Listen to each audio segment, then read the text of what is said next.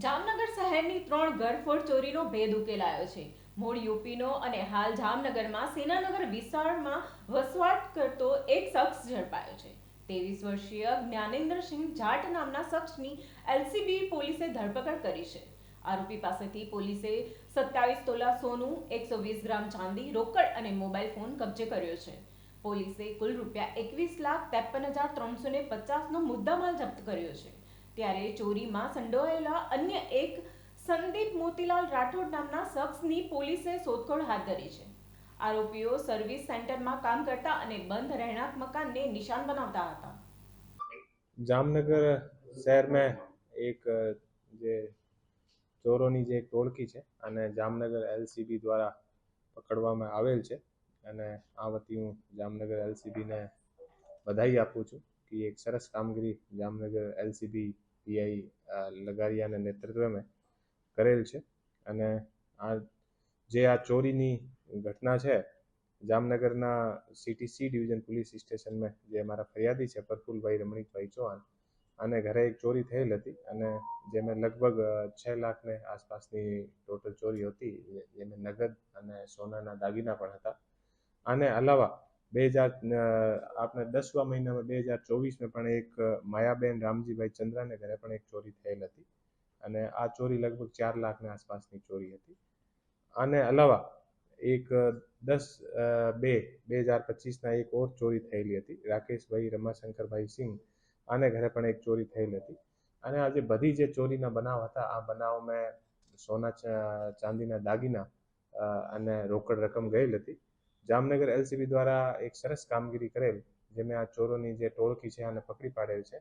આમાં ટોટલ 2 આરોપી છે. આમાંથી એક આરોપી છે જ્ઞાનેન્દ્રસિંહ જગદીશસિંહ જાટ. આની ઉંમર લગભગ 23 વર્ષ છે અને આ મજૂરીનું કામ કરે છે અને ઢીંચડા રોડ સેનાનગરમાં રહે છે અને મૂળ નિવાસી એ યુપીના છે. બીજો જે આરોપી અત્યારે પકડાયેલ નથી, આનું નામ સંદીપભાઈ મોતીલાલ રાઠોડ છે અને એ જામનગરના ડિફેન્સ કોલોનીના બાલાજી પાર્કમાં રહે છે. એ પણ મૂળ યુપીના છે. એલસીબી દ્વારા અત્યારે ટોટલ 3 ગુનાનો ઉકેલ કરવામાં આવેલ છે. આમાંથી એક આરોપી પકડાઈ ગયો છે અને બીજો આરોપી પકડવાનો બાકી છે. ટોટલ જે મુદ્દામાલ રિકવર થયો છે એ 21 લાખનો મુદ્દામાલ રિકવર થયો છે. આમાં 217 ગ્રામ યાની 27 તોલા લગભગ 20 લાખની કિંમતનો સોનો રિકવર થયો છે અને 120 ગ્રામ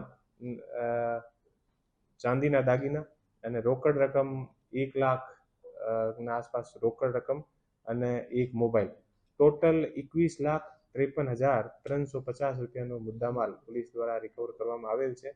અને આ જે ટોળકી છે, આ ટોળકી એક સર્વિસ સેન્ટર પર કામ કરતી હતી અને સર્વિસ સેન્ટરથી એ લોકો કામ કરીને અને આસપાસના જે એરિયા એ લોકો જોતા હતા અને એરિયો જોઈને અને જે ઘર આ લોકોને જે લોકો ત્યાંથી ઘરમાં નથી રહેતા હતા યા બહાર કોઈ લગ્ન પ્રસંગમાં ગયેલ હોય યા બહાર ફરવા માટે ગયેલ હોય, એવા લોકોનો ઘર એ લોકો ટાર્ગેટ કરતા હતા.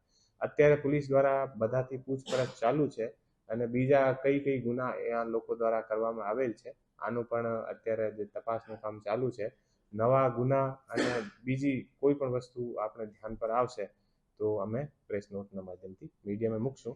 અને આ સરસ કામગીરી કરવા બદલ હું જામનગર એલસીબીના જે હેડ કોન્સ્ટેબલ દિલીપભાઈ તલવાડિયા, હિતેન્દ્રસિંહ જાડેજા, કાસમ બ્લોચ અને મયુરસિંહ પરમાર એ લોકો સરસ રીતે બાતમી આધારિત એ કામગીરી કરી હતી.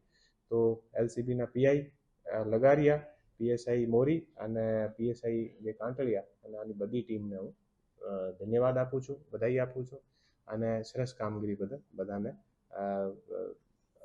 યોગ્ય ઇનામ પણ આપવામાં આવશે.